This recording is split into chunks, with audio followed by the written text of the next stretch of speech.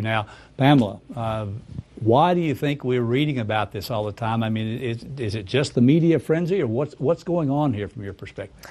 Well, I mean, Dr. Scotch made some good points. One thing he talks about is there's an increasing demand for high-skilled workers. So you have a bunch of low-skilled workers and their wages are being depressed.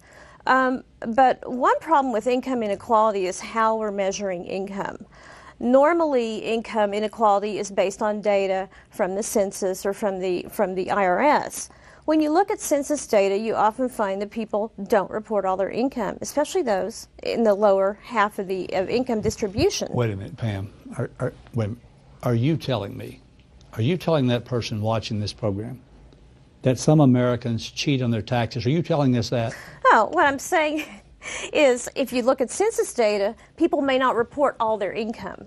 So you're telling us that people cheat on their taxes. Is that what you're telling us, Pam? No, I'm saying when a census person asks them what their income is, they may not report all of it. But I'm sure there is some tax cheating going on. So they just lie about it to the census taker. Is that what you're telling us? That could be. Okay, good. Now, I got it now. Go ahead. So, and another thing about income reporting is there's not the accountants for what we call in-kind benefits. So people, say in the lower 20%, are getting the value of Medicaid, food stamps, housing subsidies, and those aren't reported. So really, even though their income may look small, they can probably buy more than we expect because they have government transfers going to them. And you know, another problem with the income reporting too is when you look at the demographics of the people in the bottom 20%, the majority of them are single parents, or they have maybe less than one worker per household on average. When you look at the top 20%, the overwhelming majority have at least 2 or more workers in a household. So we have changing demographics going on. We have more families where there's a single parent. They tend to fall into poverty easier these days. We have top 20% that they may be married couples with children. They're going to earn more. I mean, the fact of the matter is when you have more people working in a family, you're going to earn more. If, in fact, we have a lot of rich people, I'm going to put this to you, Pam, we have a lot of people make a lot of income. Some of us kind of believe that all those people don't necessarily, quote, earn it, that they are what we would call crony capitalists. Is this a part of this equation that gets into this envy problem or not? Well, actually, the majority of people these days actually earn their income. Now, there was a time many decades ago when there was a lot of money that was inherited. But one thing to keep in mind, even with people that inherit money, you know, we assume that these income quintiles are static, that the people who were poor 10 years ago are going to be the same people. But people tend to move in and out of these quintiles. So you might have somebody in the top 1% and 10 years later they're not there anymore. Or you have people in the bottom 20% that 10 years later are in the middle quintile or even in the top 20%. The important thing is that even if you have wealthy people that have a lot of money, they're going to be spending it.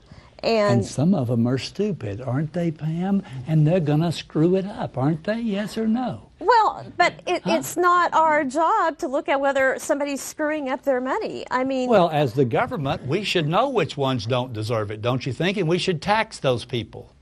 Well, the problem is when you tax the very wealthy, you're essentially destroying capital. And capital is used to create jobs for other people. I mean, how many people have ever gotten a job from a poor person?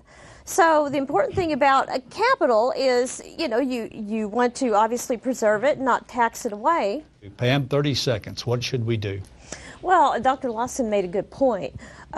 It's very difficult for many people to start businesses who are in the bottom 20%. Say if you have a woman that lives in the inner city, she wants to become a hair braider. She needs to take 300 hours of training and learn how to be a hairdresser and handle chemicals when all she wants to do is braid hair. So what we need to do is stop stop having these barriers to entry for these people who want to start businesses. And I think we also need to, for those who are wealthy, we need to stop allowing them to lobby Congress to preserve their wealth. We have a gentleman in Las Vegas who is a billionaire casino owner, and he wants to lobby Congress to prevent online gambling because he wants to preserve his billionaire status. We need to put an end to that.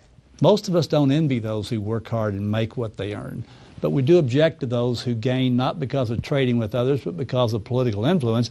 And some object to those who go on welfare and make their whole life that way. You know, you have to decide whether government is more of a solution than it is a problem. And my one hope is that you continue to do the one thing you can control when it comes to being poor, and that is not being one of them. Help those who want to help themselves, educate yourself on this issue. Check McCuistontv.com, follow us on Twitter, and continue to tune in as we talk about things that matter with people who care.